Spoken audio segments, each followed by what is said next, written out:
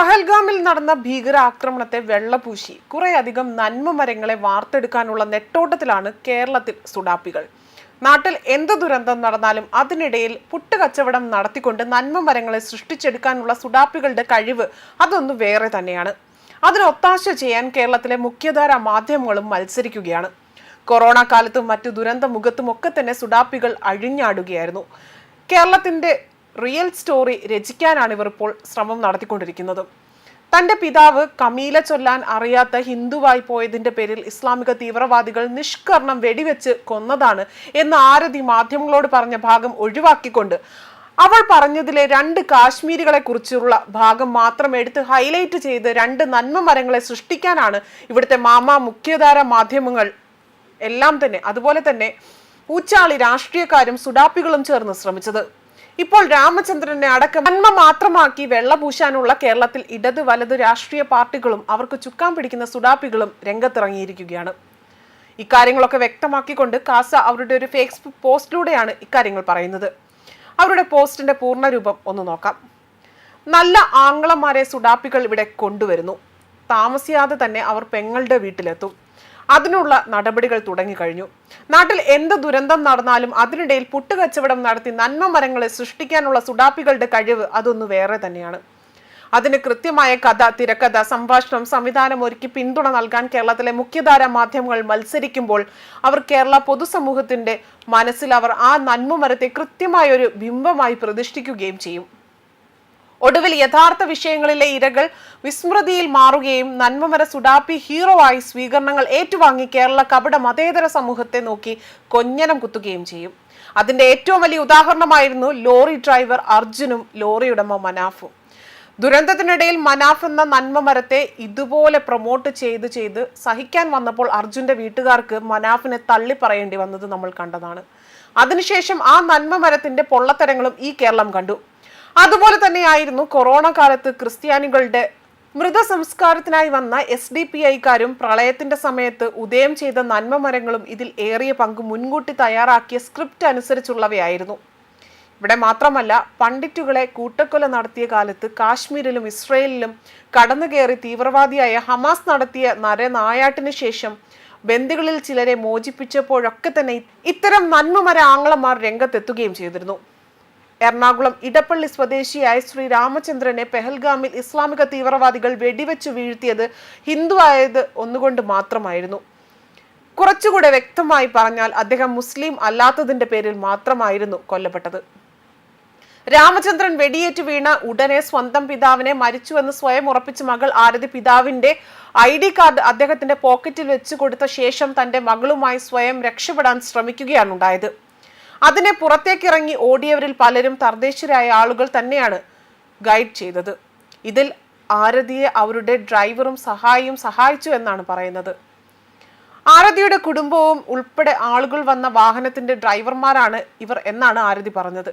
എങ്കിൽ വെടിയേറ്റ സ്ഥലത്ത് ഈ ഡ്രൈവർമാർ ഉണ്ടായിരുന്നില്ലേ?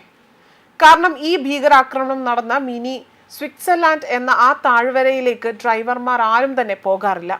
അവർ ഏറ്റവും താഴെ കുതിരസവാരി തുടങ്ങുന്ന സ്ഥലത്ത് പാർക്കിംഗ് ഗ്രൗണ്ടിൽ നമ്മളെ അവർ ക്യാൻവാസ് ചെയ്യുന്ന കുതിരസവാരിക്കാരുടെ അടുത്ത് എത്തിച്ചു. ബിസിനസ് ഉറപ്പിച്ച് ഓരോ തലയ്ക്കും അവന്റെ കൃത്യമായ കമ്മീഷൻ കൈപ്പറ്റി അവരുടെ വാഹനം അവിടെ പാർക്ക് ചെയ്ത് ഗസ്റ്റ് തിരിച്ചു വരുന്നവരെ അവിടെ വിശ്രമിക്കുകയാണ് ചെയ്യാറുള്ളത്. ആ സ്ഥിതിക്ക് കൊല്ലപ്പെട്ടവരുടെ കുടുംബങ്ങൾ കുതിരപ്പുറത്ത് തന്നെ തിരിച്ചു ഇറങ്ങി പാർക്കിംഗ് ഗ്രൗണ്ടിൽ എത്തിയതിനു ശേഷമാണ് ആരതിക്ക് ഡ്രൈവർമാരുടെ സഹായം കിട്ടിയിട്ടുള്ളത്. ഇത്തരത്തിലൊരു ക്രൂരമായ സംഭവം ഉണ്ടായി ടൂറിസ്റ്റുകളായി വന്ന പല കുടുംബങ്ങളിൽ നിന്നുള്ള കുടുംബനാഥന്മാരെയും ആൺമക്കളെയും നഷ്ടപ്പെട്ട 25 കുടുംബങ്ങളിലെ ആളുകൾ അവിടെ അലമുറയിട്ട് കരയുമ്പോൾ തദ്ദേശീയരായ ആളുകൾ അവരെ സഹായിക്കുന്നത് സ്വാഭാവികമാണ്. നമ്മുടെ നാട്ടിൽ കോവിഡ് ദുരന്തത്തിനിടയിൽ ആംബുലൻസ് ഡ്രൈവർ ഒരു സുഡാപ്പി കോവിഡ് രോഗിയെ ബലാത്സംഗം ചെയ്ത് ഒറ്റപ്പെട്ട ആ ഒരു സംഭവം ഒഴിച്ചാൽ പൊതുവെ ദുരന്തത്തിൽ ഉണ്ടാകുമ്പോൾ ഉദാഹരണമായി പറഞ്ഞാൽ ഇവിടെ മൂന്നാറിലോ ആലപ്പുഴയിലോ വർക്കലയിലോ കൊച്ചിയിലോ ഒക്കെ തന്നെ വിനോദസഞ്ചാരികളായി എത്തുന്ന ഹിന്ദുക്കൾക്കോ അറബികൾക്കോ ഇനിയല്ല പാകിസ്ഥാനികൾക്കാണെങ്കിൽ പോലും അവർക്ക് എന്തെങ്കിലും തരത്തിലുള്ള അപകടം ഉണ്ടായാൽ അതിനു ചുറ്റുമുള്ള മലയാളിയായ നമ്മൾ കയ്യും കെട്ടി നോക്കി നിൽക്കുകയോ അവർക്ക് ചുറ്റും ആനന്ദ നൃത്തം നടത്തുകയോ അല്ല ചെയ്യുന്നത്. മറിച്ച് നമ്മൾ അവർക്ക് എന്തൊക്കെ സഹായം ചെയ്യാൻ കഴിയുമോ അതൊക്കെ അവിടെ ചെയ്യുവാൻ നമ്മൾ മുന്നിലുണ്ടാകും. ഇതെല്ലാം തികച്ചും മനുഷ്യ സഹജവും എല്ലായിടത്തും നടക്കുന്നതുമാണ്. ഇതുതന്നെയാണ് പഹൽഗാമിലും നടന്നത്.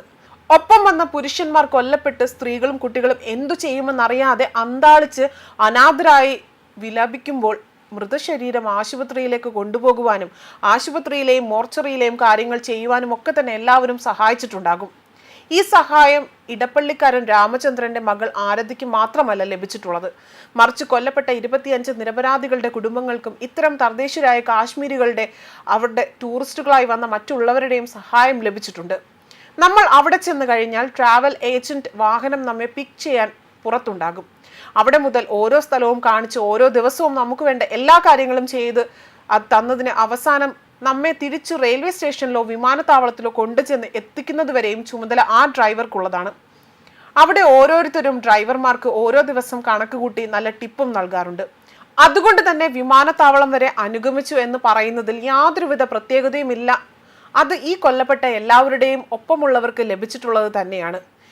ഇവിടെ ജാതിയും മതവും ഒന്നും നോക്കാതെ തന്നെ വളർത്തി പഠിപ്പിച്ച മാതാപിതാക്കളുടെ ഗുണം കൊണ്ട് കൊല്ലപ്പെട്ട രാമചന്ദ്രന്റെ മകൾ ആരതി മാധ്യമങ്ങളോട് സംസാരിച്ചപ്പോൾ കാശ്മീരിൽ മൃതശരീരം ആശുപത്രിയിലേക്ക് കൊണ്ടുപോകുവാനും മോർച്ചറിയിൽ നിൽക്കുമ്പോഴും തങ്ങളെ ഗൈഡ് ചെയ്യുവാനും ഒപ്പം എല്ലാറ്റിനും സഹായിച്ച 2 പേർക്ക് നന്ദി പ്രകാശിച്ചു. അതുപോലെ മതത്തിന് പ്രാധാന്യം കൊടുക്കാത്ത സഹിഷ്ണുതയുള്ള ഹിന്ദു എന്ന നിലയിൽ അവരുടെ ദൈവത്തിന്റെ പേരിൽ അവർക്ക് നന്ദി പറയുകയും ചെയ്തു. തന്റെ പിതാവ് കലീമ ചൊല്ലാൻ അറിയാത്ത ഹിന്ദുവായി പോയതിന്റെ പേരിൽ ഇസ്ലാമിക തീവ്രവാദികൾ നിഷ്കർണം വെടിവെച്ച് കൊന്നതാണ് എന്ന് ആരതി മാധ്യമങ്ങളോട് പറഞ്ഞ ഭാഗം ഒഴിവാക്കിക്കൊണ്ട് അവൾ പറഞ്ഞതിലെ 2 കാശ്മീരികളെ കുറിച്ചുള്ള ഭാഗം മാത്രം എടുത്ത് ഹൈലൈറ്റ് ചെയ്ത് 2 നന്മ മരങ്ങളെ സൃഷ്ടിച്ചെടുക്കാനാണ് ഇവിടുത്തെ മാധ്യമങ്ങളും ഊച്ചാളി രാഷ്ട്രീയക്കാരും സുഡാപ്പികളും ചേർന്ന് ശ്രമിച്ചത്. അതായത് മതത്തിന്റെ പേരിൽ കൊന്നവന്റെ ചെയ്തികളെക്കാൾ അതേ മതത്തിൽപ്പെട്ടവന്റെ നന്മ പുകഴ്ത്തി തങ്ങളുടെ മതത്തിനേറ്റ തിരിച്ചടിയിൽ നിന്നും കരകയറുക എന്ന ഒരു തന്ത്രം. കാഫിറുകൾ ആയി പോയതിന്റെ പേരിൽ മാത്രം ഇസ്ലാമിക ഭീകരവാദികളുടെ തോക്കിൻ ഇരയായ 25 നിരപരാധികൾ ഒരാളായ ആരതിയുടെ പിതാവ് രാമചന്ദ്രനേക്കാൾ പ്രാധാന്യമാണ് ഇപ്പോൾ അവിടെ അത്തരമൊരു ഘട്ടത്തിൽ മനുഷ്യ സഹജമായ സഹായം നൽകിയതിന്റെ പേരിൽ 2 കാശ്മീരികൾക്ക് ലഭിക്കുവാൻ പോകുന്നത്. കേരളത്തിലെ മാധ്യമങ്ങൾ പെഹൽഗാമിൽ എത്തിയെന്ന് അറിഞ്ഞതോടെ തന്നെ കുത്തിത്തിരിപ്പുകൾക്കൊപ്പം ഇതുപോലെ പലതും കേരളത്തിൽ ഇനി കാണുമെന്ന് ഉറപ്പായിരുന്നു.